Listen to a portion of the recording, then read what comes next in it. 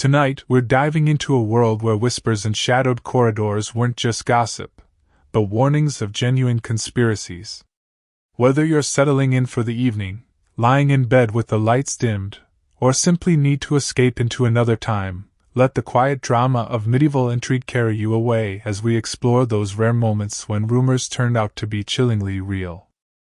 The castle at Chinon stood against the autumn sky of 1119, its towers catching the last golden light before darkness settled over the Loire Valley. Inside those stone walls, servants moved through corridors with careful steps, and in the kitchens, cooks prepared the evening meal under watchful eyes. But something felt different that October. Something had changed in the way people looked at each other, the way conversations stopped when certain individuals entered a room. For weeks, rumors had circulated through the household of Count Fulk of Anjou. They started as they always did, with a whisper from a chambermaid to a kitchen boy, from a squire to a stable hand. The whispers spoke of poison. They spoke of a plot. And they spoke of a name that made everyone uncomfortable, the Countess Arenberga herself. Nobody wanted to believe it. How could they? Arenberga was not just any noblewoman. She was the daughter of Elias, Count of Maine, a woman of impeccable breeding and education. She had brought considerable lands to her marriage with Fulk. She had given him a daughter. She managed the household accounts with precision and oversaw the castle's charitable works with genuine devotion. To suggest that such a woman might be involved in something as base as murder seemed not just unlikely, but offensive to the natural order of things. Yet the whispers persisted. They grew louder. They became more specific. People began to speak of strange powders seen in the Countess's chambers. They mentioned midnight meetings with an old woman from the village, someone known to work with herbs, though whether for healing or harm remained unclear. They noted how the Count had been feeling poorly after certain meals, how his hands trembled at times, how his face had taken on an odd pallor. The servants who spread these rumors did so carefully, never speaking too openly, always maintaining the appearance of loyalty. After all, to accuse a countess of attempted murder was not a casual matter. If the rumors proved false, those who spread them might find themselves whipped, imprisoned, or worse. But if the rumors proved true and they had said nothing, they might be seen as accomplices to the crime. It was a delicate balance, spreading information while maintaining deniability. Count Fulk himself tried to ignore the whispers at first. He was a man of action, a warrior who had fought in the Crusades, someone who dealt in certainties of sword and shield rather than the murky uncertainties of domestic intrigue. He loved his wife, or at least he had loved her once. Their marriage had been arranged, as all noble marriages were, but there had been genuine affection between them, or so he believed.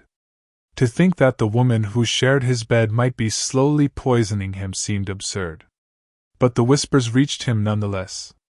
His most trusted advisers began to mention, carefully and with great reluctance, that perhaps the Count should vary which servants prepared his food. Perhaps he should be more cautious about accepting wine from anyone's hand but his most loyal cupbearer. Perhaps, they suggested with the utmost delicacy, there might be some truth to what the lower household was saying. The Count began to pay attention. He noticed things he had overlooked before. The way Arenberga watched him when she thought he wasn't looking, her expression unreadable. The private conversations she had with certain servants, conversations that stopped abruptly when he entered. The fact that his illness seemed to worsen after dining privately with her and improve when he ate with his knights in the great hall. One evening, as he prepared for bed, Fulk made a decision. He would have his wife's chambers searched. Not openly, not with accusations and confrontation, but quietly, with discretion. He chose his most trusted household knight, a man named Roger who had served the family for decades, and gave him the task. Wait until the Countess goes to morning prayers, Fulk instructed. Take 2 men you trust absolutely. Search thoroughly but leave no trace of your presence. The search took place on a grey November morning. While Arenberga knelt in the castle chapel, her head bowed in devotion, 3 men moved through her private chambers like shadows. They checked behind tapestries, felt along the edges of her wooden chests, examined the contents of her jewelry boxes. They found nothing unusual at first. Fine dresses, prayer books, correspondence with family members. Everything one would expect from a countess's rooms. Then Roger noticed something odd about one of the clothes chests. It seemed slightly shallower on the inside than its external dimensions suggested. He pressed along the bottom, searching for a release mechanism. His fingers found a small wooden peg that moved when pushed. The false bottom lifted easily. Inside lay a collection of small ceramic pots, each sealed with wax. Roger carefully opened one. Inside was a gray-green powder that gave off a faintly bitter smell. He opened another. This one contained dried leaves that had been ground to dust. A third pot held what looked like crushed beetles mixed with some kind of resin. Roger had seen enough. He carefully returned everything as it had been, making sure the false bottom was properly seated, and went to find the Count. The confrontation happened that same day. Fulk called his wife to his private solar, dismissed all servants, and closed the door. What was said between them in that room, no contemporary record fully captures. But the outcome was clear. By evening, Arenberga was confined to her chambers under guard. By the following week, the marriage had been annulled on grounds of consanguinity, a convenient legal fiction that nobles often used when they wanted to end a marriage. Arenberga was sent back to her family in Maine, taking only what property law required Fulk to return to her. The attempted murder was never officially charged. To do so would have been to admit that a Count of Anjou had been so careless as to nearly be poisoned by his own wife, a humiliation no nobleman would willingly embrace. Instead, the matter was handled quietly, through the annulment and separation. Arenberga disappeared from the historical record soon after, likely spending her remaining years in a convent, the usual fate of noblewomen who had fallen from grace. But the rumors had been true. The whispers in the corridors, the gossip among servants, the quiet warnings from advisers had all pointed to a genuine conspiracy. What had seemed like typical medieval palace intrigue, the kind of baseless accusation that swirled around any noble household, turned out to be something far more sinister. A countess had indeed been trying to poison her husband, for reasons that remained unclear. Perhaps she had a lover.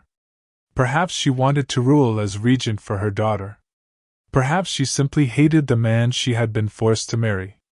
The discovery of Arenberga's plot sent ripples through the noble houses of France. If a countess of impeccable reputation could turn to poison, what did that say about the security of any nobleman? The incident became a cautionary tale, whispered in private councils, used as justification for increased vigilance around food preparation and for keeping wives under closer watch. Trust, already a rare commodity in medieval noble households, became even scarcer. And servants learned that sometimes, just sometimes, the rumors they spread in whispers were more than mere gossip. Sometimes they were survival strategies, warnings passed from person to person about dangers that the powerful preferred to ignore. The autumn of 1119 taught the household at Chinon that not all rumors deserved to be dismissed, and that poison could come from the most unlikely of hands. The port of Bruges hummed with activity on that spring morning in 1302. Merchants shouted prices for Flemish cloth, Spanish wine, and English wool. Ships from a dozen nations crowded the harbor, their crews speaking in as many languages. Money changers set up their tables in the marketplace. Vendors sold hot pies to hungry dockworkers. It was the kind of scene that played out every day in one of medieval Europe's busiest trading cities, a picture of commercial normalcy. But beneath that normalcy, something strange was happening. For months, odd rumors had been circulating among the merchants and traders. They spoke of a conspiracy, of secret meetings in warehouses after dark, of weapons being hidden in wine barrels and grain shipments. The rumors claimed that the common people of Bruges were planning an uprising against the French garrison that occupied the city. Most merchants dismissed these whispers as fantasy. The French army had controlled Bruges since defeating the Flemish forces the previous year. King Philip IV of France, called Philip the Fair, had imposed his authority over the wealthy Flemish cities, installing French officials to collect taxes and French soldiers to maintain order. Yes, the common people resented the occupation. Yes, there were grumbles and complaints. But an actual uprising? Impossible. The French garrison was too strong, too well armed. The common folk of Bruges were weavers, dyers, merchants, and craftsmen, not soldiers. They wouldn't dare. Yet the rumors persisted throughout the winter and into spring. A wine merchant named Willem had heard his customers speak in low voices about something planned for May. A wool trader noticed that more young men than usual were visiting the blacksmith shops, and they weren't ordering plowshares. A German trader staying at an inn overheard two Flemish craftsmen arguing about whether the morning should be Friday or Saturday, though they fell silent when they noticed him listening. The French authorities, when the rumors reached them, paid little attention. Governor Jacques de Chatillon heard the reports from his spies but considered them the usual meaningless chatter of discontented subjects. Every occupied city had its malcontents, its dreamers who fantasized about rebellion while doing nothing. The garrison numbered nearly 1,000 well-trained soldiers. What could a mob of weavers and merchants possibly do against professional warriors? But there were those who took the rumors seriously. Pierre Bonnet was one of them. Pierre was a French merchant who had lived in Bruges for 10 years, long before the occupation. He had married a Flemish woman, spoke the local dialect fluently, and counted many of the city's craftsmen as friends. Unlike the military authorities, Pierre understood the depth of anger that simmered beneath the surface of daily life in occupied Bruges. The French garrison had not been gentle occupiers. Soldiers took what they wanted from shops without paying. They quartered themselves in private homes, demanding food and wine from families who could barely afford to feed themselves. French officials imposed heavy new taxes. Worse still, there had been incidents of French soldiers assaulting local women, crimes that went unpunished because the garrison protected its own. Pierre heard things his compatriots in the garrison did not. He heard the anger in his wife's voice when she spoke with her sister about a neighbor's daughter.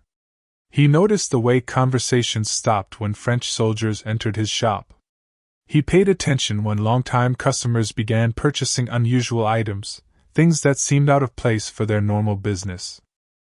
In late April, Pierre had a conversation that chilled him. He was closing his shop one evening when his wife's cousin, a master weaver named Jan, stopped by. Jan was normally a jovial man, quick with a joke and generous with his time. But that evening he seemed troubled. After some small talk, Jan asked Pierre an unusual question.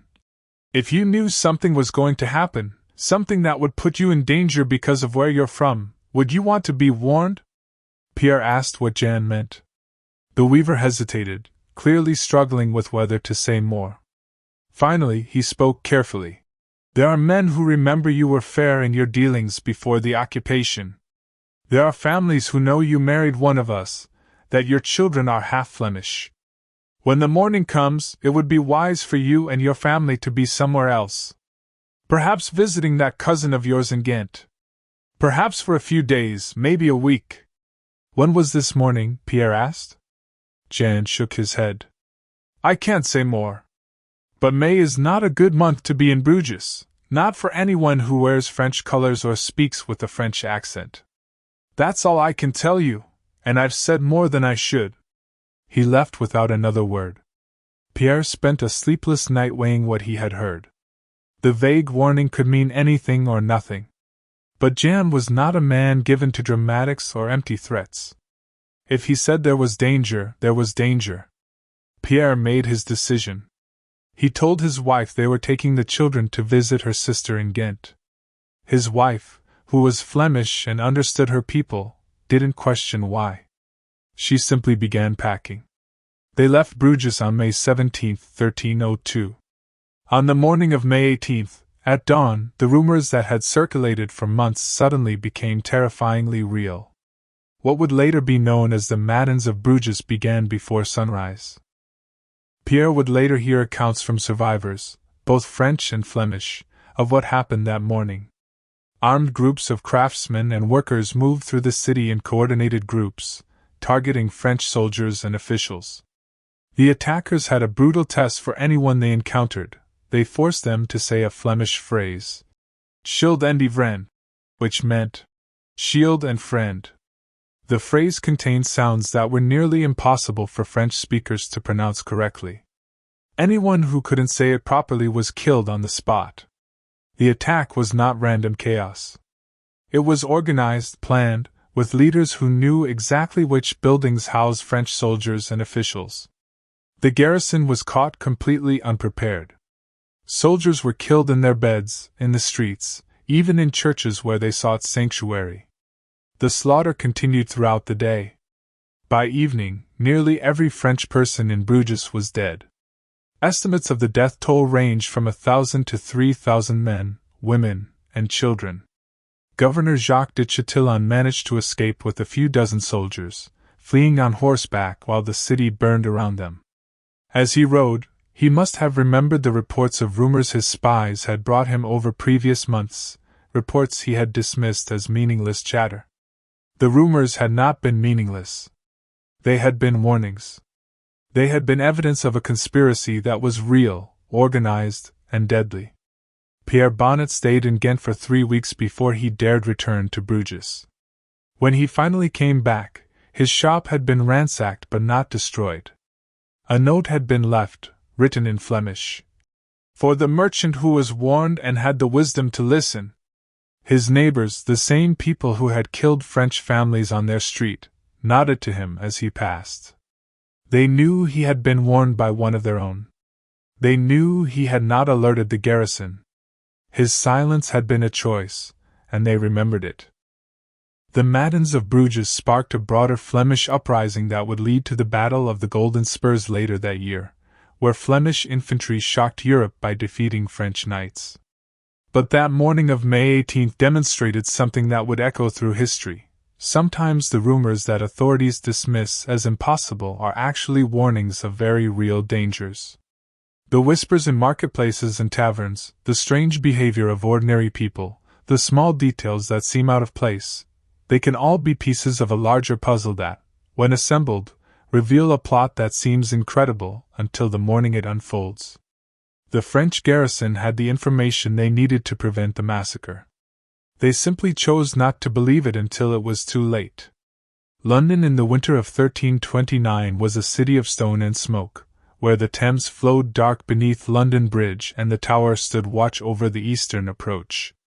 In the palaces and manor houses where the powerful gathered, conversations that season kept returning to one subject: Roger Mortimer, Earl of March, the man who truly ruled England while young King Edward III sat on the throne as little more than a puppet.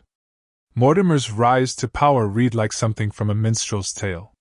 He had been a rebel, fighting against Edward II and the king's hated favorites. He had been imprisoned in the Tower of London, condemned to death, but had escaped in what many considered an impossible feat. He had fled to France, where he became the lover of Queen Isabella, Edward II's wife. Together, they had invaded England, overthrown Edward II, and placed Isabella's young son on the throne. Edward II had died under mysterious circumstances in Berkeley Castle, and everyone knew Mortimer had ordered it, though no one could prove it. Now Mortimer ruled like a king in all but name. He had awarded himself vast estates and titles. He presided over council meetings. He arranged marriages and granted lands. The teenage King Edward III sat silent at council tables while Mortimer made decisions in his name. Isabella, the Queen Mother, supported Mortimer in everything. It was a strange arrangement, troubling to many, but what could be done? Mortimer commanded the loyalty of enough powerful lords to maintain his position. Anyone who opposed him too openly risked losing their lands, their freedom, or their lives. But by the winter of 1329, rumors had begun to spread through noble households and royal courts across Europe. They were the kind of rumors that people repeated in whispers, looking over their shoulders to make sure they weren't overheard. The rumors said that the young King Edward was not as submissive as he appeared. They claimed he was secretly gathering supporters, identifying loyal men who could be trusted. They spoke of late-night meetings in private chambers, of coded messages carried by servants, of a growing network of nobles and knights who chafed under Mortimer's rule and waited for the king to make his move. Most people who heard these rumors dismissed them. Edward III was only 17 years old. He had been raised under Mortimer's control since the age of 14. He showed no signs of the warrior spirit that had characterized his grandfather, Edward I. He attended council meetings but rarely spoke. He seemed content to let Mortimer and his mother manage the kingdom. The young king appeared weak, easily managed, no threat at all. But there were those who saw something different when they looked at the young king. William Montague, a knight who had grown up alongside Edward, noticed the way the king's eyes followed Mortimer during council meetings, the cold calculation in that gaze. Ralph Stafford, another of Edward's childhood companions, observed how the king began asking careful questions about which nobles harbored resentment toward Mortimer. Robert Uford noted that Edward had started practicing with weapons with a new intensity, spending hours in the training yard when most young kings preferred hawking and feasting. The rumors suggested that Edward was planning something. Exactly what, no one could say for certain. Some claimed he meant to arrest Mortimer and put him on trial. Others said he planned a more permanent solution. A few whispered that Edward was coordinating with Pope John XXI, who had his own reasons to oppose Mortimer. But the details remained vague, the kind of imprecise talk that characterizes most court gossip. Mortimer himself heard the rumors. His spies reported them. But he had become arrogant with power, convinced of his own invincibility. He had survived imprisonment, escaped the Tower, invaded England, overthrown a king. What could a teenage boy do to him? He was Roger Mortimer, Earl of March, the most powerful man in England. He slept with the Queen Mother. He commanded armies. He made and unmade lords. If the young king wanted to play at plotting, let him. It would come to nothing. Throughout the summer and fall of 1330, the rumors intensified. Servants reported seeing the king in quiet conversation with William Montague and other young knights. Mysterious messengers arrived at Windsor Castle at odd hours. The king began spending more time with his wife, Queen Philippa, and less time at councils where Mortimer presided. None of it seemed particularly threatening, just a young man perhaps trying to assert some small measure of independence. October came, and with it the meeting of Parliament at Nottingham Castle. Mortimer and Isabella took up residence in the castle, secure behind its walls. The young king was there too, lodging in different quarters. It seemed like any other parliamentary session, the usual business of government: petitions to hear, laws to discuss, taxes to approve. What happened on the night of October 19, 1330, proved that the rumors had been absolutely true. Everything doubters had dismissed as impossible fantasy turned out to be meticulously planned reality. Around midnight, William Montague and a group of armed men entered Nottingham Castle through a secret passage that Montague had learned about from the castle's constable. They moved through the dark corridors to Mortimer's chambers. Mortimer's guards heard them coming and tried to resist. A brief fight ensued in the darkness. Shouts echoed through the stone hallways. Mortimer himself grabbed a sword and tried to defend his quarters. But Montague's men overwhelmed the guards. They burst into Mortimer's chambers and seized him despite his resistance. Isabella, who was with Mortimer, threw herself between the attackers and her lover, screaming for them to show mercy to gentle Mortimer. Her pleas were ignored. Mortimer was dragged away in chains. The young King Edward, who had orchestrated the entire raid, appeared once Mortimer was secured. He had not been sleeping in his chambers as everyone assumed. He had been waiting, ready to act if anything went wrong. Now he stood before the man who had controlled his kingdom for 3 years. The teenager who had seemed weak and compliant revealed himself as someone very different. Edward declared that he was assuming personal rule of his kingdom. Mortimer was under arrest for treason and murder. The puppet king had cut his strings. Mortimer was taken to London and tried before Parliament. The charges included the murder of Edward II, though that was handled delicately. He was condemned to death without being allowed to speak in his own defense. On November 29, 1330, Roger Mortimer was hanged at Tyburn. His body was left on the gallows for 2 days before being taken down and buried. The coup that everyone had heard rumors about for months had actually happened, executed with precision and courage. The whispers in corridors had been true. The speculation about the king's plans had been accurate. The teenage king who seemed too weak to act had simply been waiting for the right moment, carefully building his network of supporters, planning every detail. Edward III would go on to become one of medieval England's greatest warrior kings, launching the 100 Years' War against France and winning spectacular victories. But his first great victory was at Nottingham Castle, proving that he was not the weak boy his enemies had assumed. The rumors had tried to warn Mortimer. They had suggested the king was more dangerous than he appeared. But Mortimer, blinded by his own power and success, had not believed them. He had thought himself untouchable. The dungeons and gallows proved him wrong.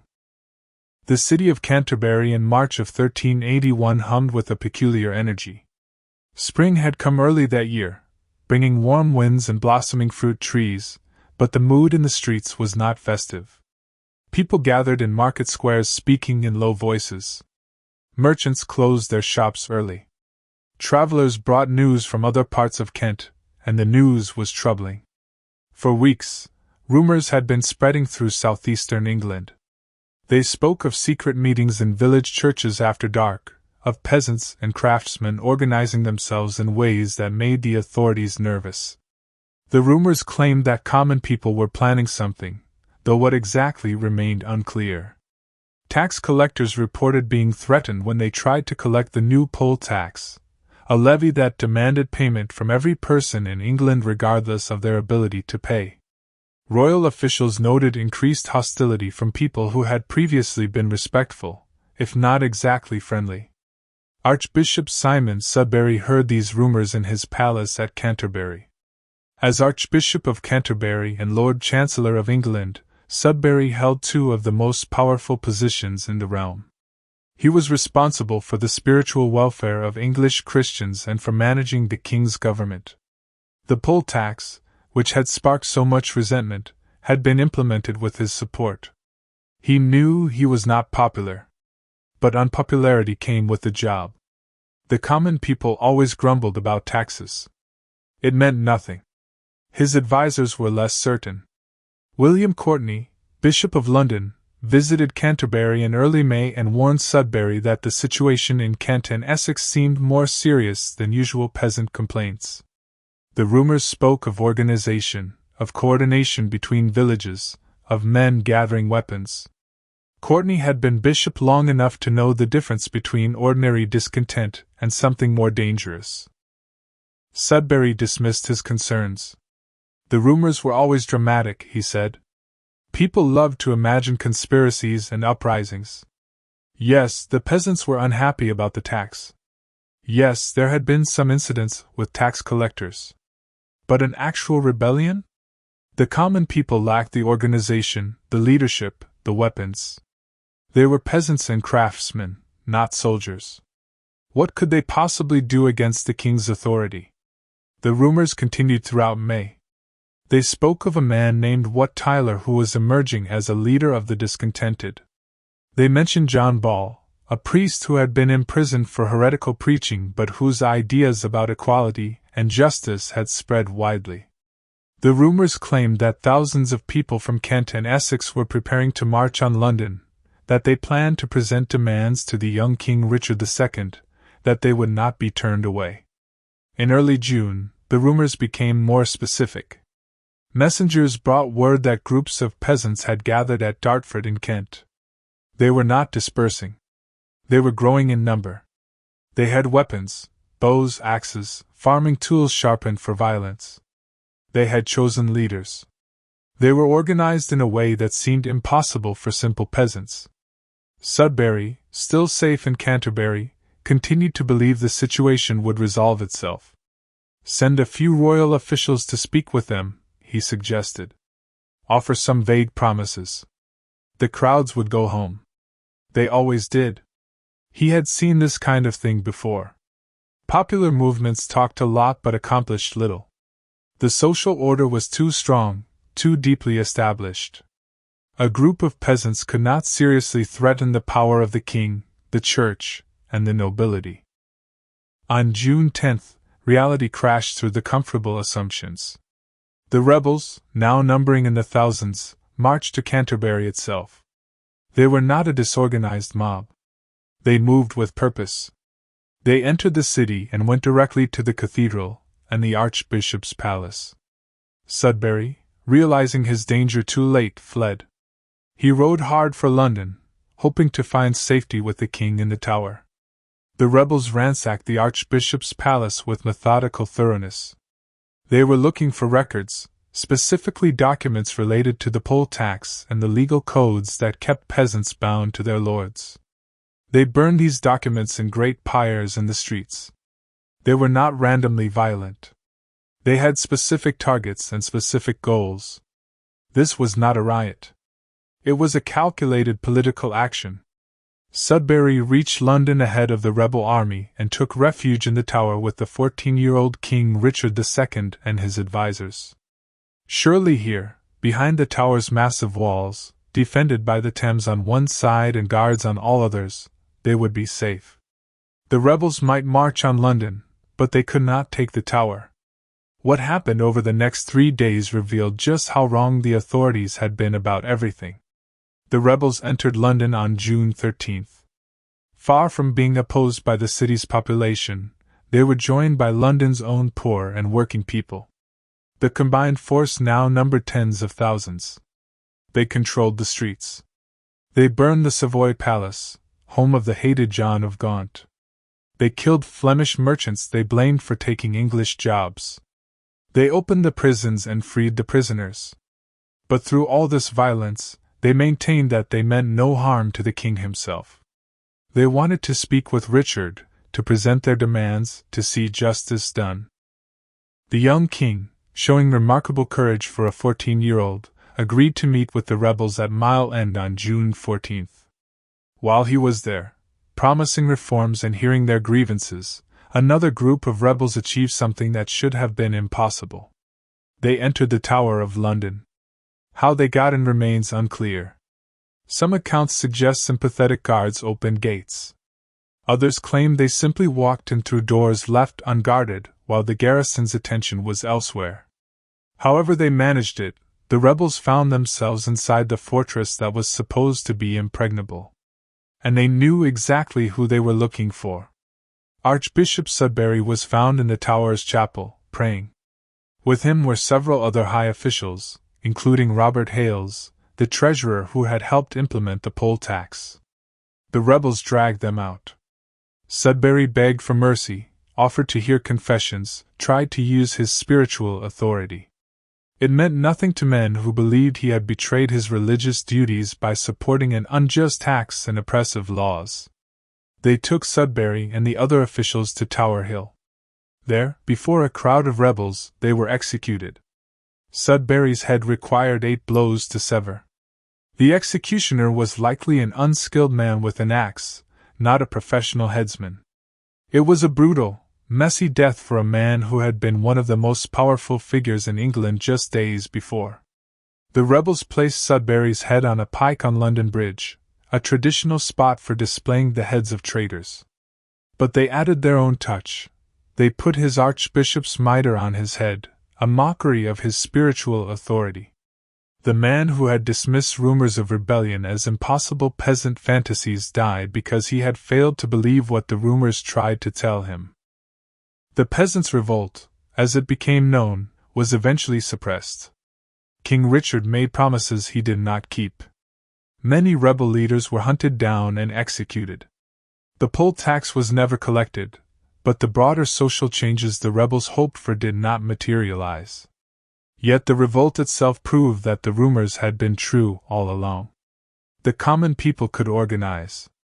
They could coordinate actions across multiple counties.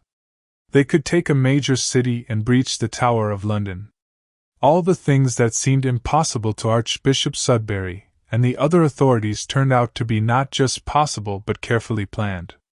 The rumors that circulated through Kent and Essex in the spring of 1381 were not fantasies. They were intelligence reports, passed from village to village, warning those who would listen that something unprecedented was coming. Sudbury's failure to take those warnings seriously cost him his position, his power, and ultimately his life.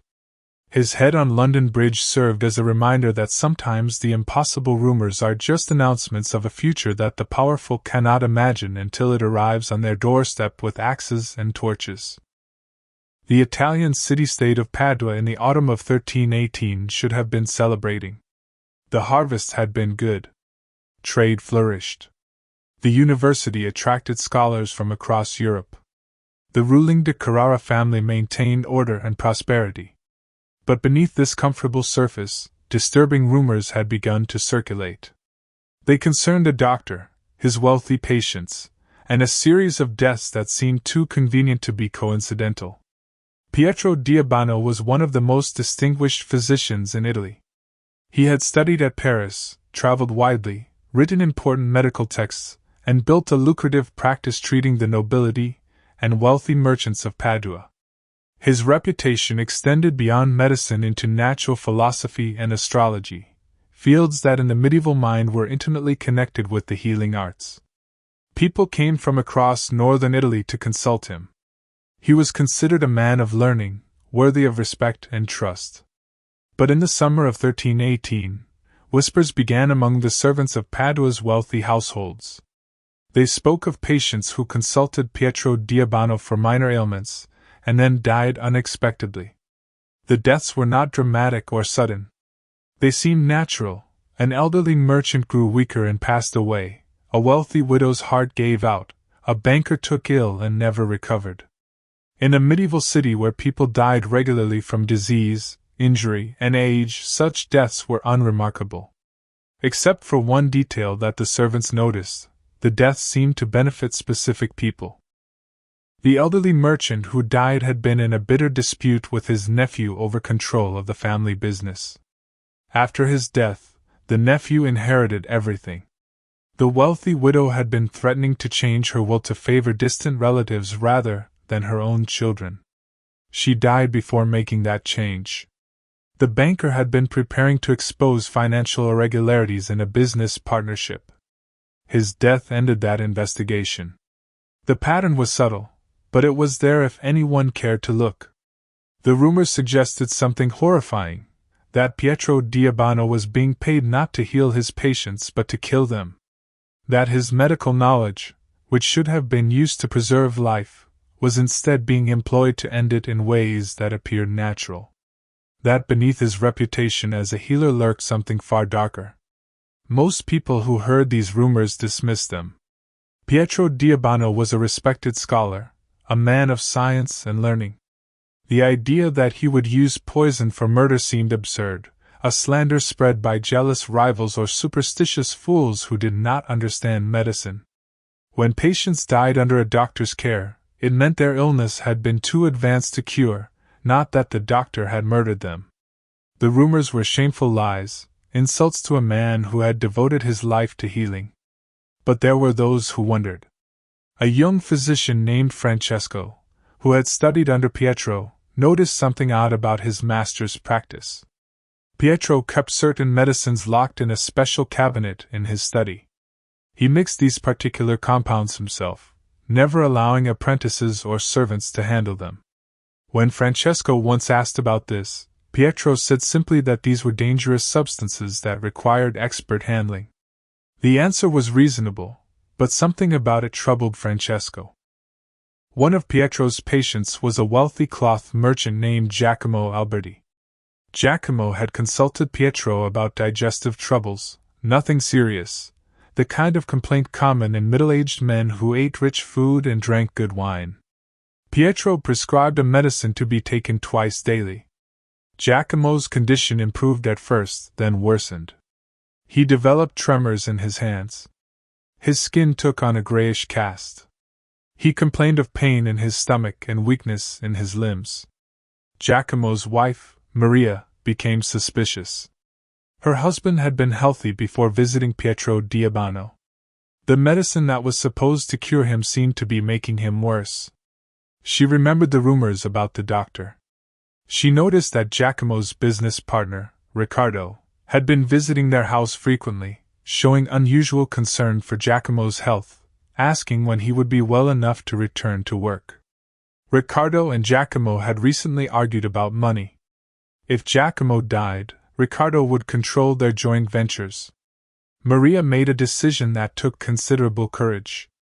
She stopped giving her husband the medicine Pietro had prescribed. She told Giacomo it had run out and that the doctor was preparing more. She watched carefully to see what would happen. Within a few days, Giacomo's condition began to improve. The tremors in his hands lessened. Color returned to his face.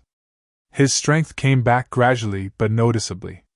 Maria kept the remaining medicine. She took it to a pharmacist she trusted, an old man who had no connection to Pietro Diabano, and who owed her family favors from years past. She asked him to examine it carefully and tell her what it contained. The pharmacist spent 2 days analyzing the compound. When he returned his findings, his face was grave.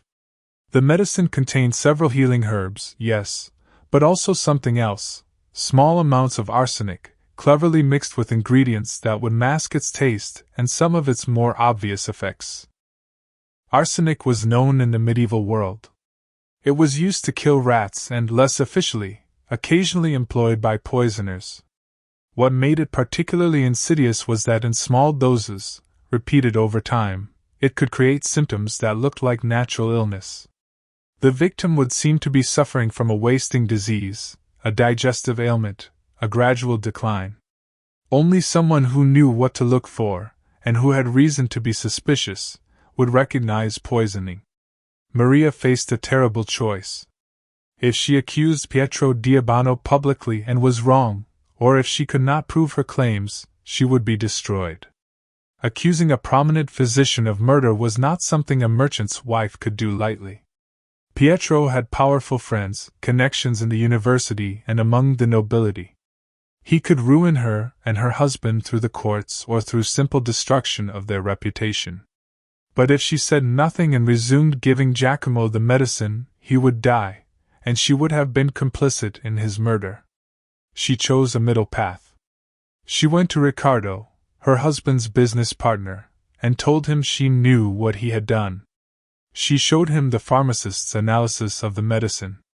She told him that if any harm came to her or her husband, if Giacomo died in any suspicious way, she had left documents with her brother explaining everything.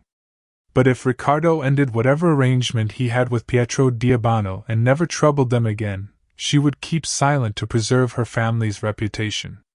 Riccardo, faced with evidence of attempted murder, denied everything at first. But Maria did not argue with him. She simply repeated her terms and left. Within a week, Riccardo dissolved his partnership with Giacomo, taking a loss on his share that suggested he was desperate to separate himself from the situation. He left Padua shortly after, moving his business to Venice. Giacomo made a full recovery and lived for another 15 years. Maria never publicly accused Pietro Diabano. But she spoke privately to other wives in Padua's merchant community, warning them in careful terms to be suspicious if Pietro suggested treatments for their husbands after business disputes or inheritance matters. She did not make wild accusations. She simply shared her experience, and let other women draw their own conclusions. The rumors about Pietro continued and grew more specific. More people came forward with observations about patients who had died under suspicious circumstances. The pattern became harder to ignore. Finally, the authorities took notice. In 1319, Pietro Diabano was brought before the Inquisition, not primarily for poisoning but on charges of heresy and practicing magic. These charges were easier to prove and less complicated than murder trials would have been.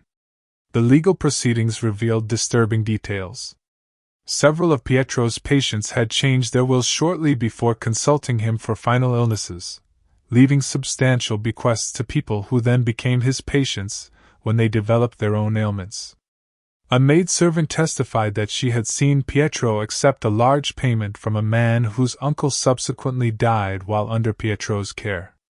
An apprentice pharmacist described being told to prepare certain compounds and then being dismissed before Pietro added final ingredients the pharmacist now suspected were poisonous.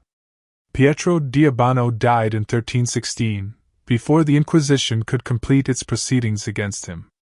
Some accounts say he died of natural causes.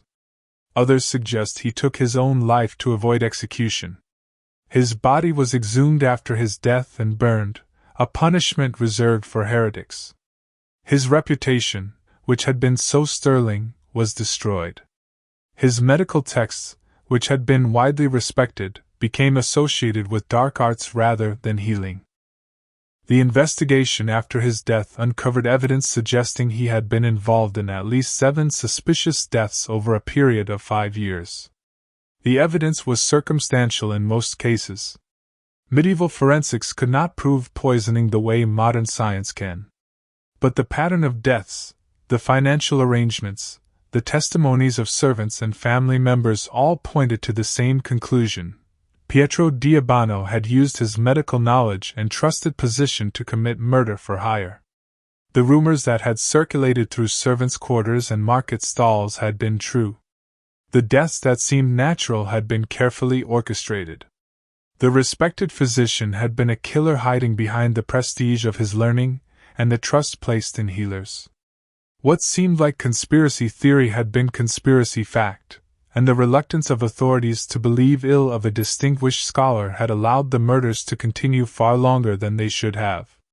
The case of Pietro Diabano became a cautionary tale in medieval Italy. It raised uncomfortable questions about how much trust to place in authority figures, about whether reputation should shield anyone from investigation, about the importance of listening when patterns emerged even if individual cases seemed innocent.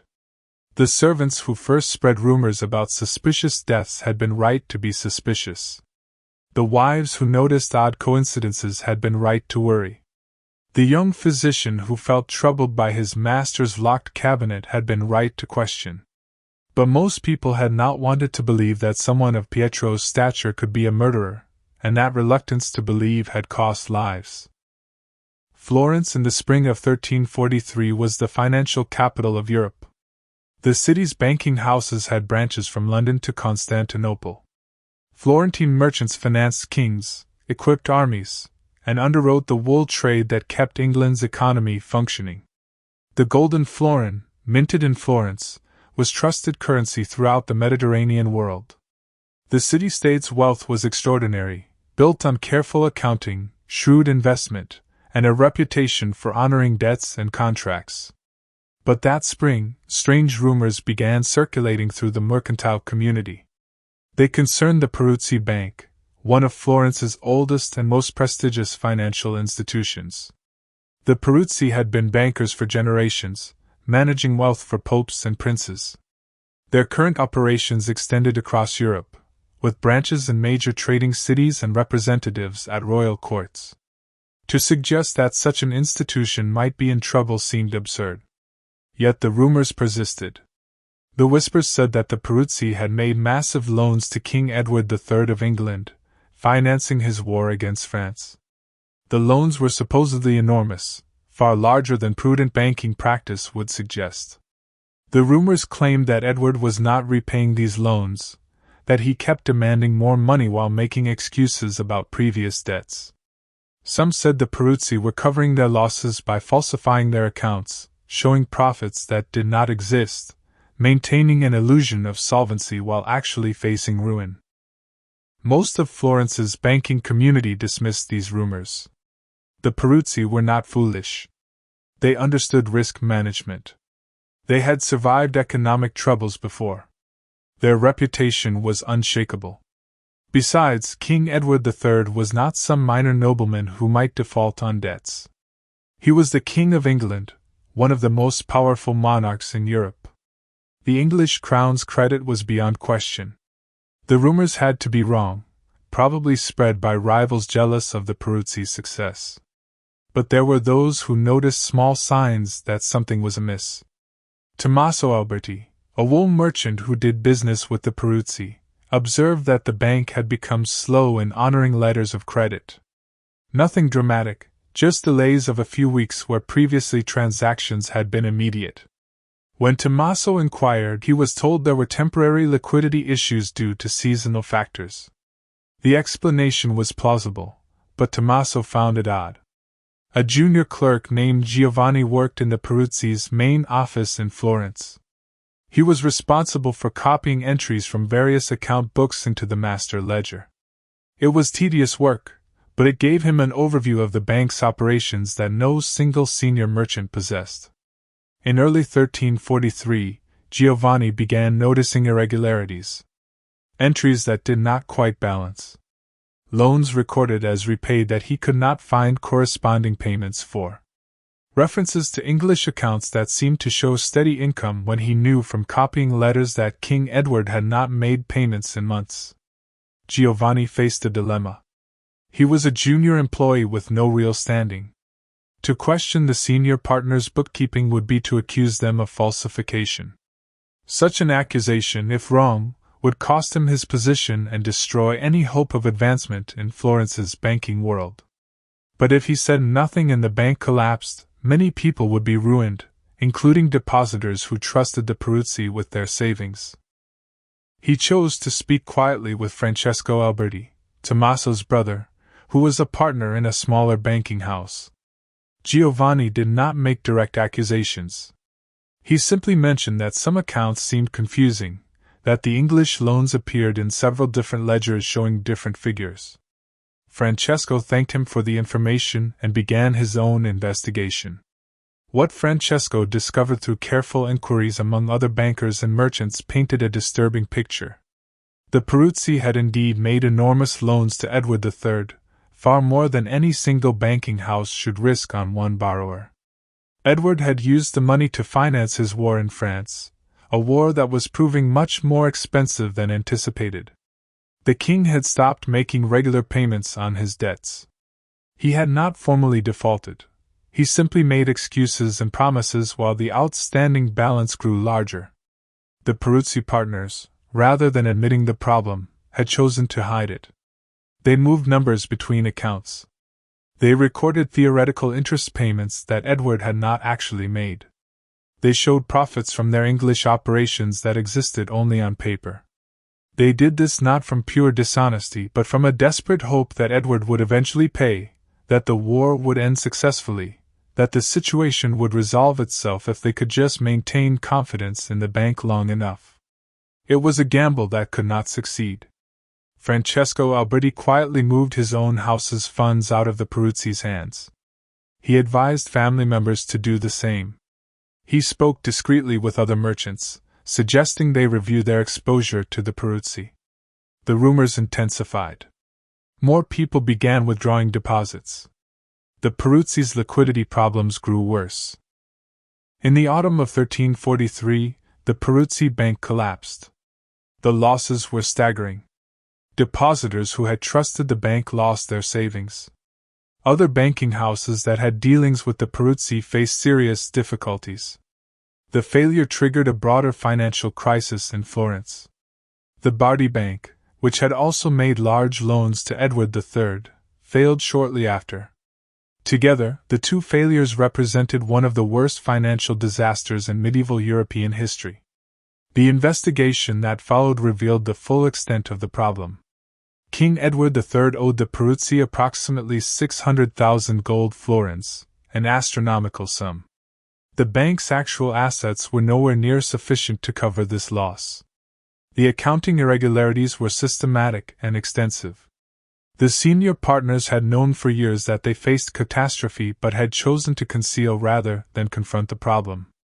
Some of the Peruzzi partners faced criminal charges for fraud. Others fled Florence to avoid prosecution.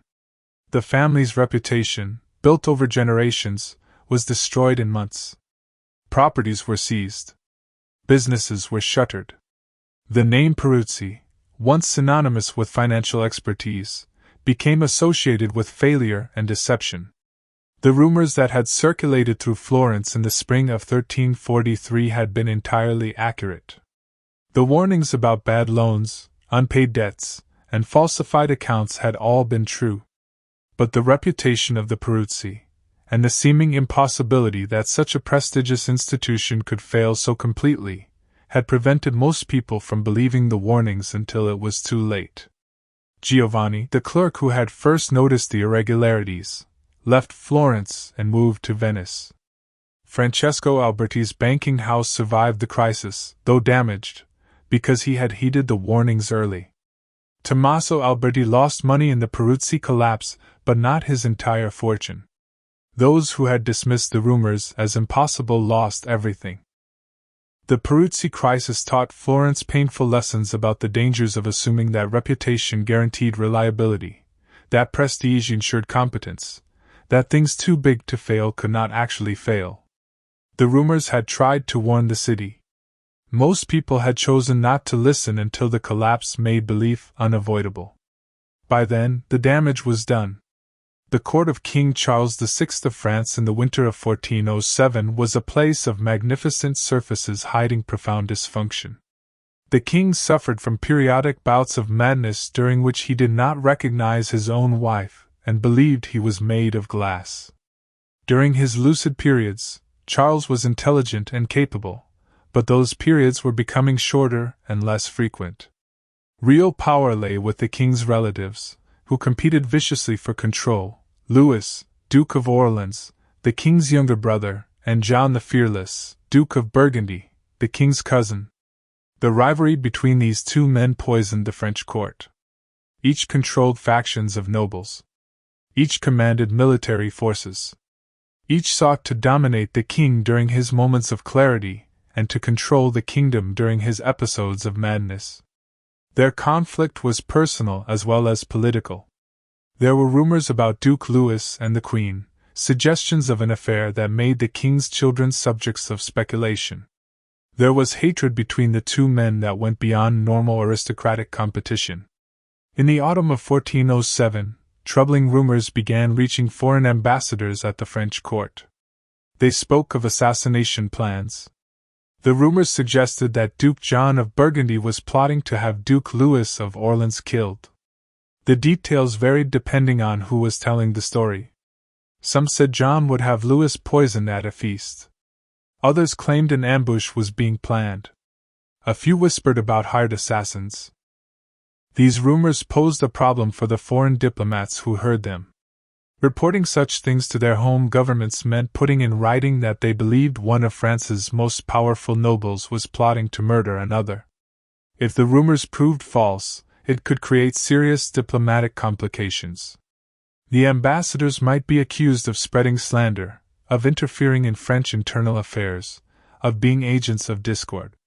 But if the rumors were true and they said nothing, and one of the king's relatives was murdered, their failure to provide warning would look like incompetence or complicity. The Venetian ambassador, Michel Steno, was particularly troubled. Venice had important commercial relationships with France, and maintaining good relations with whichever faction controlled the French government was crucial for Venetian interests. Steno heard the assassination rumors from multiple sources: servants in the palace, merchants with connections to the Burgundian household, a priest who had heard something suspicious in confession that he could not directly reveal but managed to hint at. Steno began including carefully worded references to the rumors in his reports to Venice. He did not make direct accusations. Instead, he wrote about the dangerous level of hatred between the two dukes, about troubling comments he had heard, about an atmosphere at court that suggested violence might be imminent. His letters were models of diplomatic caution, suggesting concern without making specific claims that could be proven false. Other ambassadors did similar things. The English envoys sent reports noting unusual activities in the Burgundian household. The papal legate wrote to Rome about spiritual dangers facing the French nobility. The Castilian representative mentioned tensions that seemed likely to end in bloodshed. But none of them were specific enough to trigger action. Their warnings were hedged with qualifications, buried in longer reports about other matters, phrased in ways that allowed deniability. Duke Louis of Orleans heard the rumors too. His own informants told him that Duke John was making threatening statements, that suspicious men had been seen around the Burgundian residence, that something was being planned. Louis's advisors urged him to be careful, to vary his routes through Paris, to increase his guards. Louis took some precautions but not enough. He could not quite believe that John would dare attempt murder.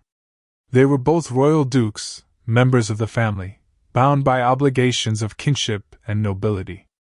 Assassination was what happened in Italy, not in France. The rumors had to be exaggerations. On the evening of November 23, 1407, Duke Louis visited Queen Isabeau at the Hotel Barbet in Paris. The Queen was not in residence, she was at her estate outside the city. But she had sent word asking Louis to check on some matter at the house. It was a routine errand, the kind of minor service one did for royal relatives. Louis went with a small escort, perhaps 8 men, not expecting danger in his own capital city. As Louis and his men rode through the narrow streets of Paris after leaving the Hotel Barbet, they were attacked. The assault came suddenly, a group of armed men emerging from side streets and attacking the Duke's party. They were not random bandits. They were organized, coordinated, focused specifically on killing Louis. They cut down his guards quickly. Louis himself tried to fight, but was overwhelmed. The attackers killed him with axes and swords, then fled into the darkness. The murder caused immediate outrage. Duke John of Burgundy initially claimed to be shocked and horrified. He helped organize the investigation. He attended memorial services. He swore to help find the killers. For a few days, it seemed the assassins would escape unpunished, that the identity of whoever had ordered the murder would remain hidden. But John the Fearless made a miscalculation. Perhaps believing the murder would be applauded by those who disliked Louis, perhaps unable to contain his pride at having successfully removed his rival, perhaps simply arrogant about his power, John publicly admitted to organizing the assassination. He not only admitted it, he defended it. He hired a theologian to argue that the murder was justifiable, that Louis had been a tyrant, that removing him was a virtuous act. The admission stunned even those who had suspected John's involvement. The rumors had been absolutely true. The whispers about assassination plots had been accurate warnings about a genuine conspiracy. The Duke of Burgundy had indeed hired assassins to kill the Duke of Orleans in the streets of Paris. Everything the rumors had suggested, which seemed too dramatic and criminal to be believed, had happened exactly as warned. The murder of Louis of Orleans had profound consequences for France. It split the nobility into 2 irreconcilable factions, the Armagnacs, who supported Louis's son Charles in seeking vengeance, and the Burgundians, who backed John the Fearless. The conflict between these factions would rage for decades, weakening France just as England under Henry V prepared to invade. The French defeats at Agincourt and elsewhere owed much to internal divisions that traced back to that November night in 1407. The foreign ambassadors who had reported rumors of assassination plots looked back at their careful, hedged warnings and wondered if they should have been more direct. Michel Steno wrote to Venice that the rumors he had reported had proven entirely accurate. Other diplomats made similar reports to their governments. The lesson seemed clear. When rumors of violence emerged from multiple sources and the hatred between parties was evident, the rumors deserved to be taken seriously even when they seemed too extreme to be believable. Duke John the Fearless would eventually pay for his crime. In 1419, he was himself assassinated during a supposedly peaceful meeting with the Dauphin of France. His skull was split with an axe, much as he had ordered done to Louis of Orleans.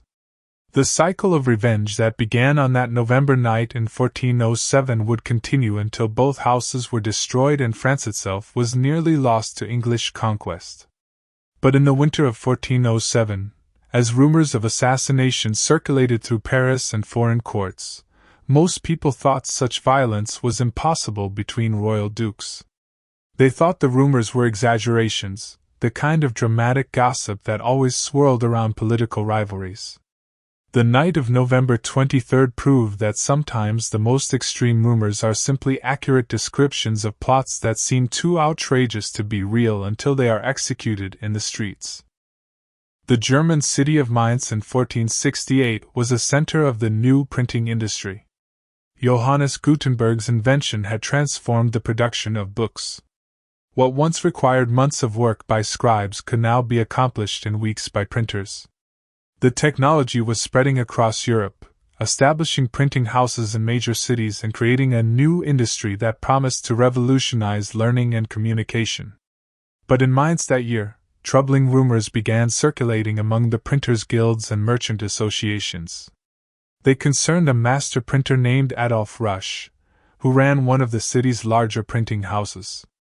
The rumors suggested that Rusch was not just printing the usual material, religious texts, classical works, legal documents, but was also producing something far more dangerous: counterfeit papal indulgences. Indulgences were documents issued by the Catholic Church that promised remission of sins in exchange for prayers, good works, or monetary contributions. They were immensely profitable for the Church and were carefully controlled. Genuine indulgences were printed on special paper with specific designs and were authenticated by church officials. But the rumors claimed that Rusch had figured out how to replicate these documents so perfectly that they could pass for authentic, and that he was selling fake indulgences to dealers who distributed them across Germany and beyond. Most people who heard these rumors dismissed them as impossible. Rusch was a respected printer, a guild member in good standing. He printed books for monasteries and universities.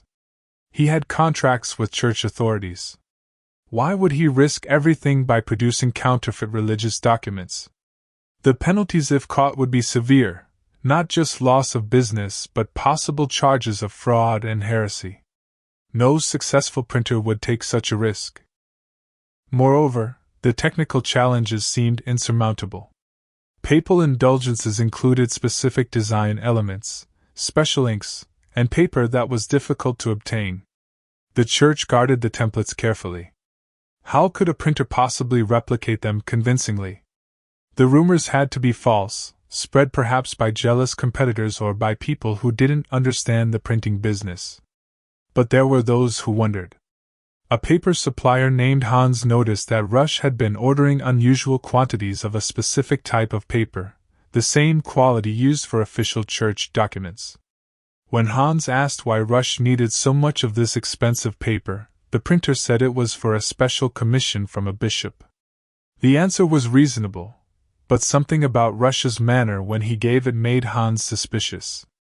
A journeyman printer who had worked briefly in Rusch's shop mentioned to friends that he had seen the master working on unusual documents late at night, after the other workers had gone home. Rusch had been secretive about these projects, covering them when the journeyman entered, saying they were private commissions that required confidentiality. The journeyman had glimpsed enough to see that they looked like indulgences, but he couldn't be certain. A priest in a small town outside Mainz became suspicious when a pardoner arrived selling indulgences that seemed slightly off. The design was correct, the wording was proper, but something about the paper quality and ink seemed different from other indulgences the priest had seen.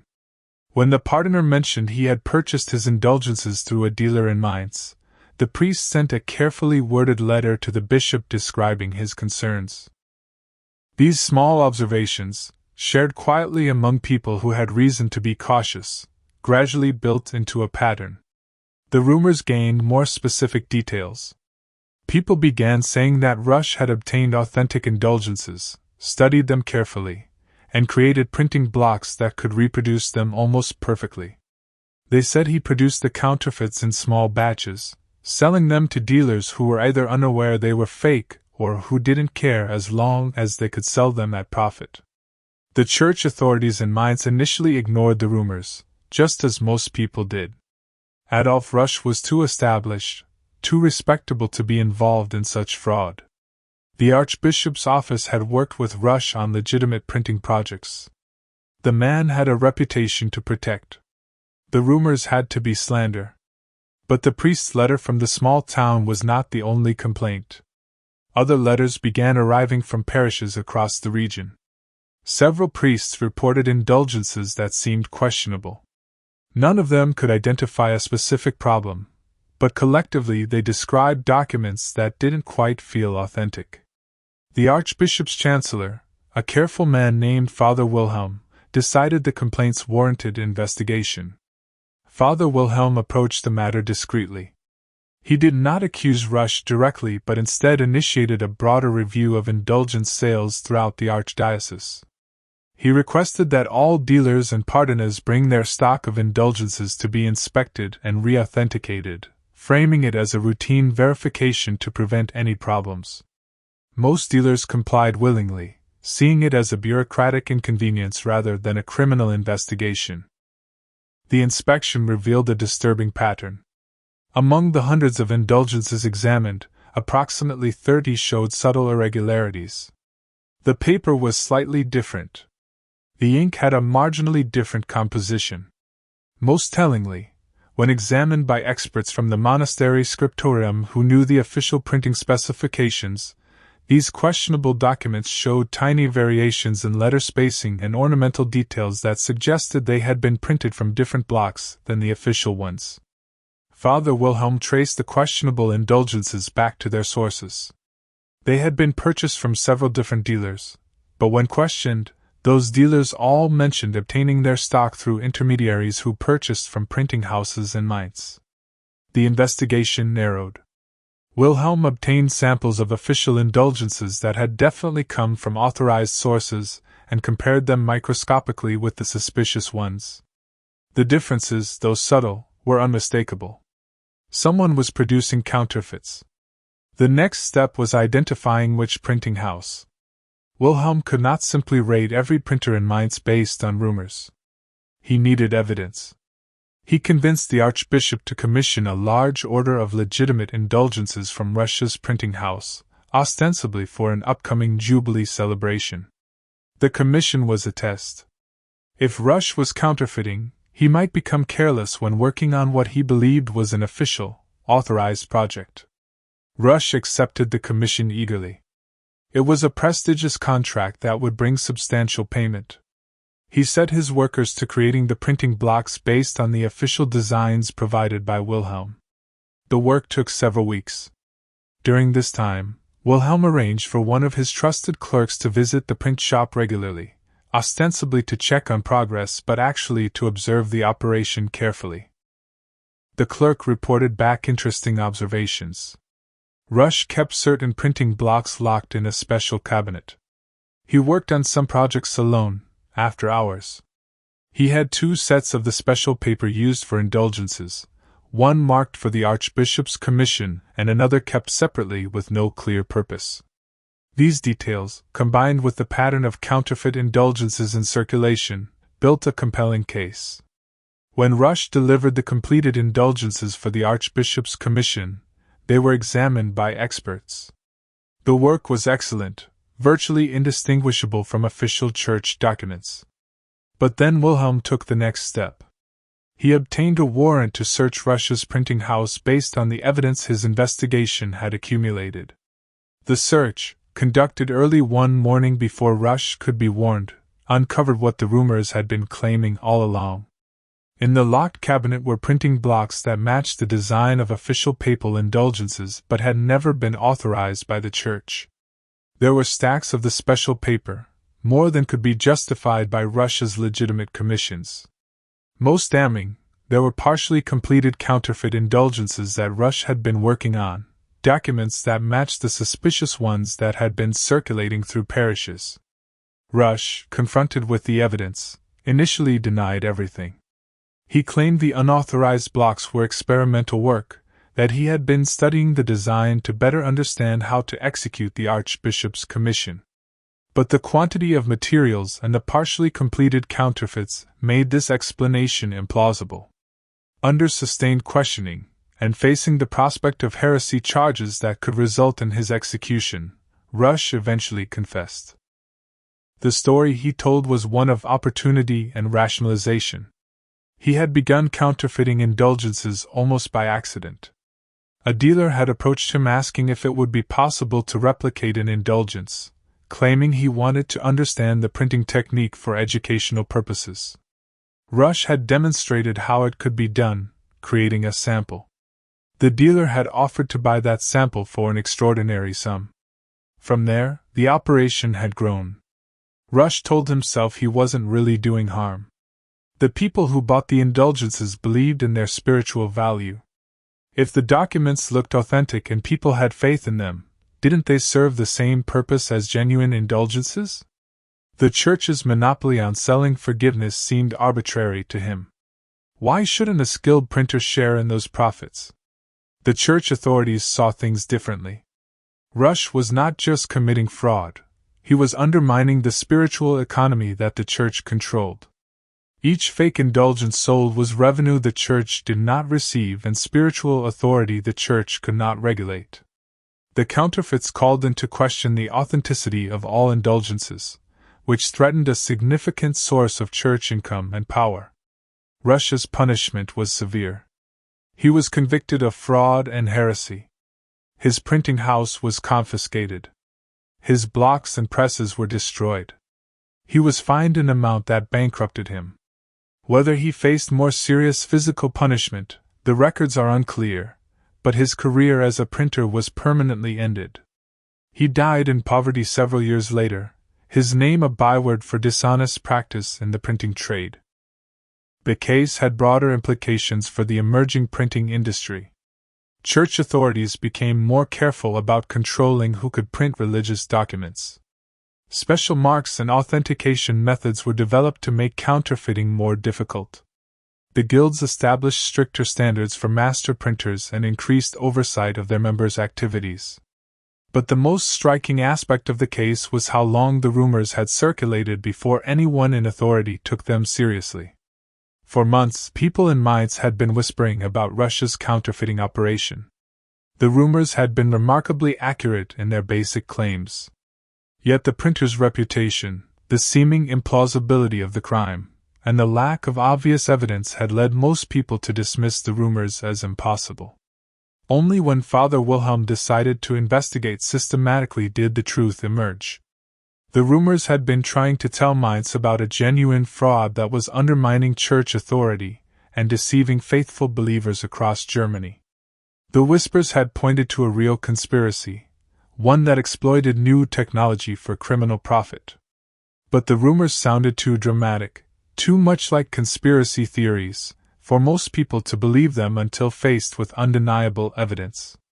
By then, hundreds of counterfeit indulgences had been sold, their buyers believing they had purchased genuine remission of sins when they had actually acquired forgeries produced in secret by a printer working late at night in his Mainz workshop.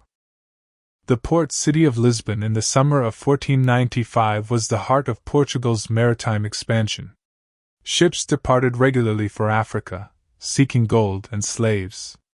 Explorers pushed down the African coast, mapping new waters and establishing trading posts. The Portuguese crown sponsored these voyages, seeing them as both profitable enterprises and strategic advantages over rival kingdoms. It was an age of exploration, when maps were valuable secrets, and navigational knowledge meant power. But that summer, disturbing rumors began reaching the Portuguese court. They concerned Christopher Columbus, the Genoese navigator who had recently returned from his second voyage to the islands he had discovered across the Atlantic. Columbus was in the service of Spain now, but he had previously approached the Portuguese king with his plan to reach Asia by sailing west. King John II of Portugal had rejected Columbus's proposal, considering his calculations about the Earth's size to be wrong. Now, after Columbus's discoveries, there were rumors that he had not been entirely honest about what he found or where he had been.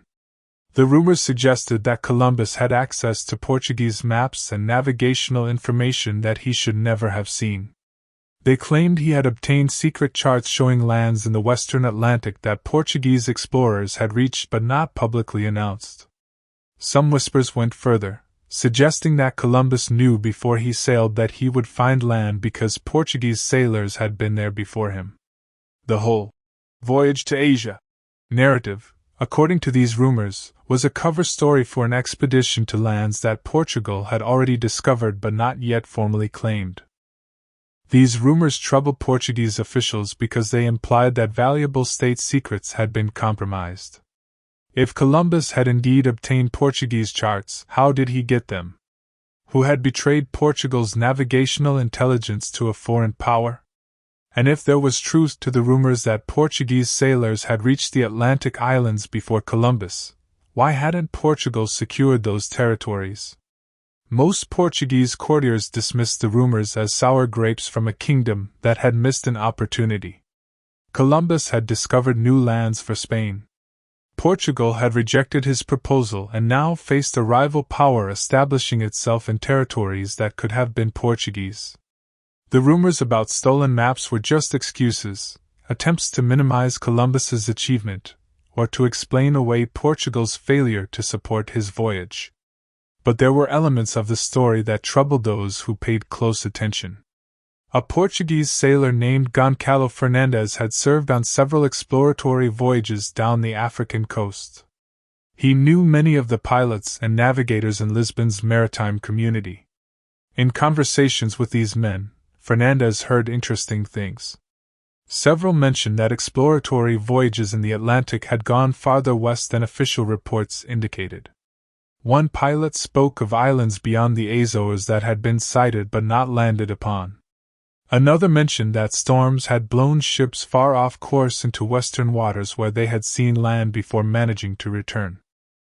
None of these accounts had been officially recorded. They were sailors' talk, stories shared over wine in taverns near the docks. But Fernandes noticed that the stories were consistent. Multiple sailors, independently, described similar experiences of being blown westward and encountering lands. None claimed to have thoroughly explored these places, but they had seen them. The information existed but had never been formally compiled into charts or presented to the Crown, possibly because the sailors had been engaged in unauthorized trading ventures and did not want to explain where they had been. Fernandes shared his findings with a cousin who worked in the royal household. The cousin, intrigued, did some investigation of his own. He discovered that Columbus had spent considerable time in Lisbon before approaching the Spanish monarchs. During that time, Columbus had associated with Portuguese sailors and had been seen in taverns frequented by mariners recently returned from Atlantic voyages. Could Columbus have heard the same stories Fernandes was hearing? Could he have pieced together information from multiple sailors to form a picture of Atlantic lands that existed west of the known world? There was also the question of a mysterious chart. Rumors spoke of a map that had circulated briefly in Lisbon maritime circles, a map showing Atlantic islands that did not appear on official Portuguese charts. Some said this map had been created by a pilot who had been blown off course and reached land far to the west. The pilot had died shortly after returning to Portugal, but not before showing his map to several fellow sailors.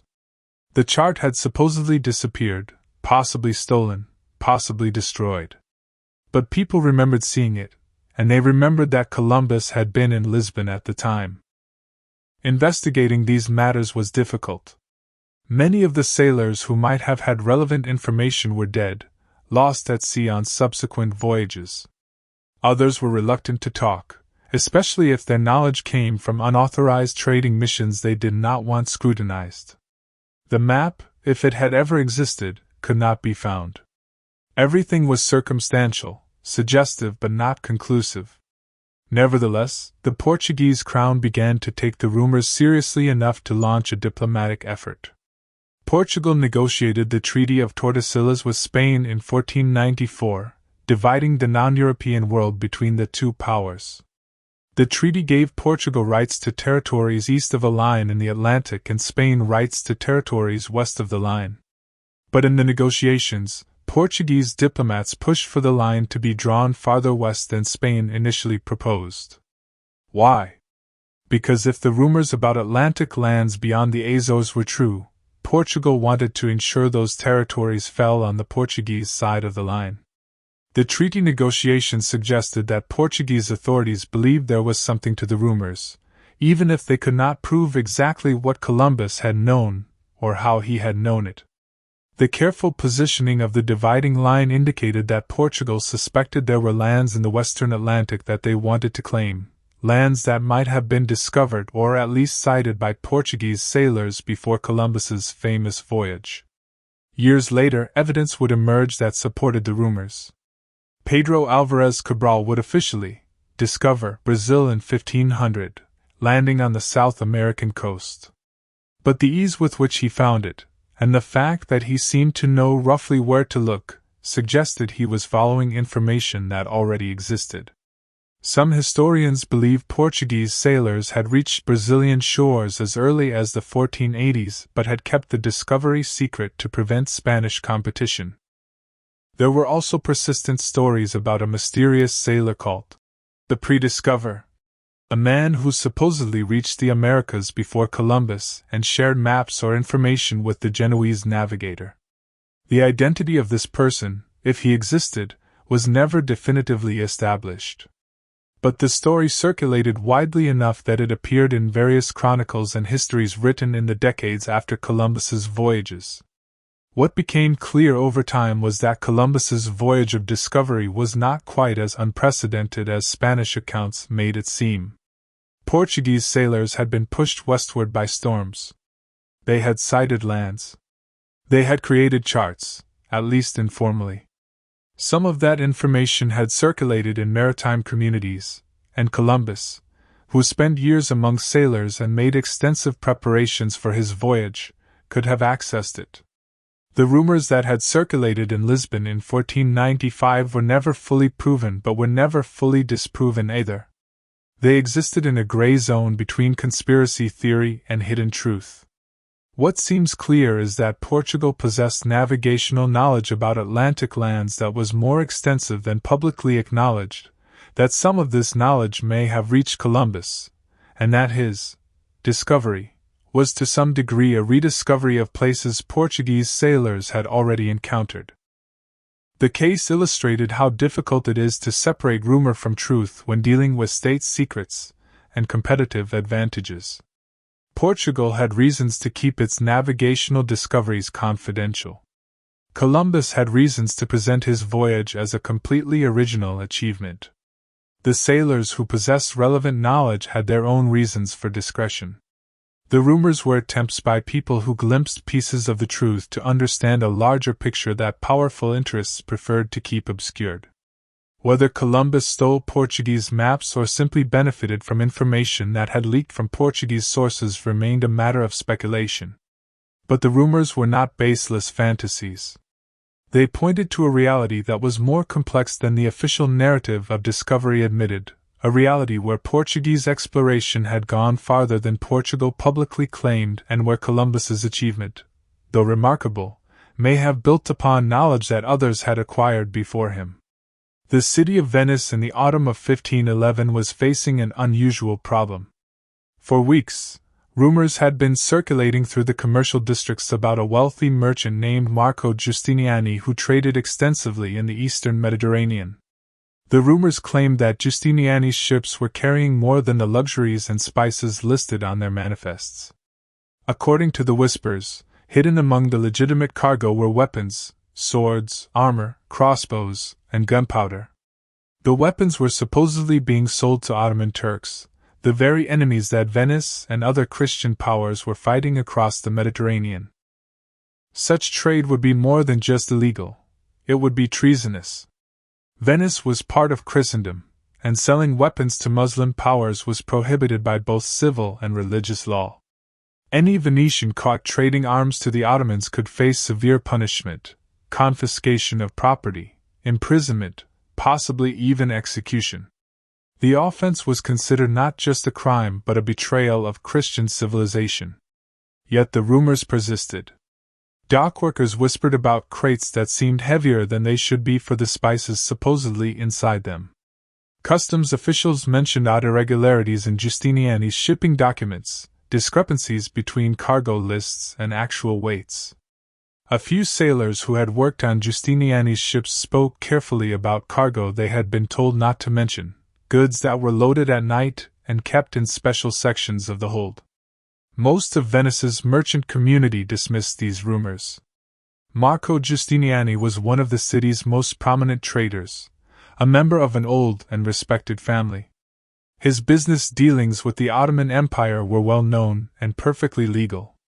Venice and the Ottomans were often at war, but they were also trading partners. The complex relationship allowed for commercial exchanges even during periods of military conflict. Giustiniani dealt in silk, spices, and other luxury goods.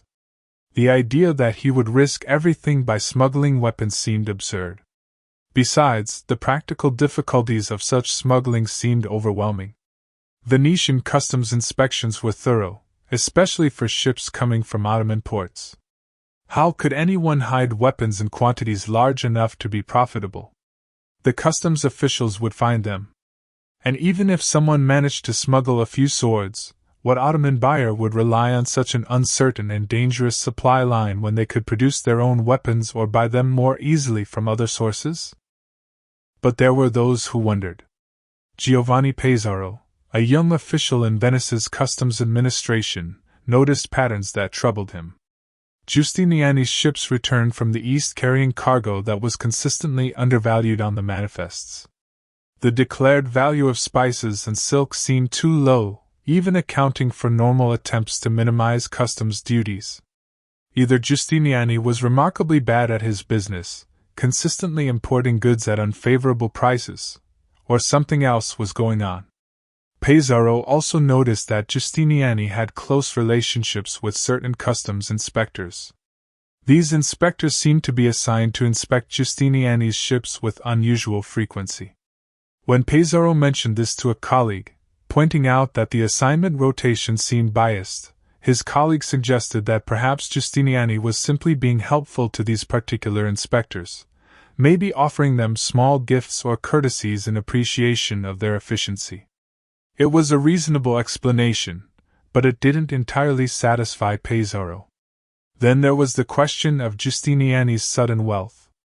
The merchant had always been prosperous, but in recent years his fortune had grown substantially. He purchased a new palazzo on the Grand Canal. He commissioned artworks from leading painters. He loaned money to the Republic itself for its military campaigns. Where was all this money coming from? His declared trade in spices and silk was profitable, certainly, but profitable enough to explain such rapid accumulation of wealth? Pesaro wasn't certain. Acting on suspicions based on rumors was dangerous for a junior customs official. If Pesaro was wrong, he would have accused a powerful merchant without evidence, a career-ending mistake. But if the rumors were true and he did nothing, weapons were flowing to Venice's enemies with his implicit cooperation. It was the kind of dilemma that kept him awake at night. Pesaro made a careful decision. He would not directly accuse Giustiniani or demand special inspections that would reveal his suspicions. Instead, he would simply ensure that standard inspection procedures were followed rigorously for all merchants, including Giustiniani.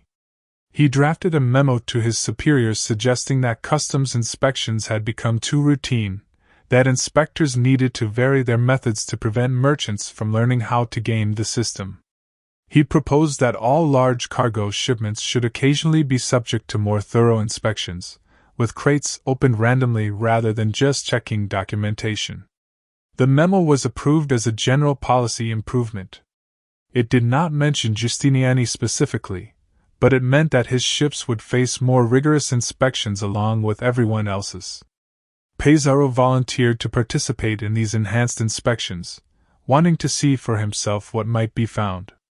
The opportunity came in November 1511, when one of Giustiniani's largest ships returned from Alexandria. The manifest declared cargo of pepper, cinnamon, silk, and cotton. The declared value was substantial but not unusual for a ship of that size. Under the new inspection procedures, Pizarro's team decided to conduct a more thorough examination, opening a random selection of crates rather than just verifying seals and paperwork. The first several crates they opened contained exactly what the manifest claimed: spices, carefully packed and properly documented. The customs team began to think the inspection would be routine. Then they opened a crate marked as containing cotton. The weight had seemed slightly off, heavier than cotton should be, but weights could vary depending on moisture content and packing methods. When the crate was opened, there was indeed cotton visible at the top. But when they removed the cotton, beneath it were swords, approximately 2 dozen, carefully wrapped and packed to prevent noise during transport. Pizarro's team immediately sealed the ship and detained the crew for questioning. A complete inspection revealed that roughly a third of the crates on board contained hidden weapons beneath layers of legitimate goods. The quantity was substantial: hundreds of swords, several dozen suits of armor, crates of crossbow bolts, and barrels of gunpowder disguised as barrels of dried fruit. The street value of the hidden cargo far exceeded the declared value of the legitimate cargo. The captain of the ship, when questioned, initially denied knowledge of the weapons. But faced with the physical evidence and threats of prosecution as a traitor, he eventually admitted that Giustiniani had arranged the smuggling operation. The weapons were produced in Venice and the surrounding territories, purchased through intermediaries to obscure their destination. They were then hidden among legitimate cargo and shipped to Alexandria, where they were sold to Ottoman merchants for prices far above what they would command in Christian markets. The operation had been running for at least 3 years, possibly longer. The specific customs inspectors who frequently examined Giustiniani's ships had been bribed to perform cursory inspections and to overlook any irregularities.